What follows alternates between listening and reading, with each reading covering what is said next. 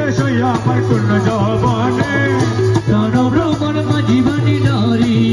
তোমার জন্য রাখিয়াছি তোমার জন্য রাখিয়াছি দীর্ঘময় মধুবনে এসো আমার কোন যৌবনে প্রাণভ্রমণ মাঝিবাণী নারী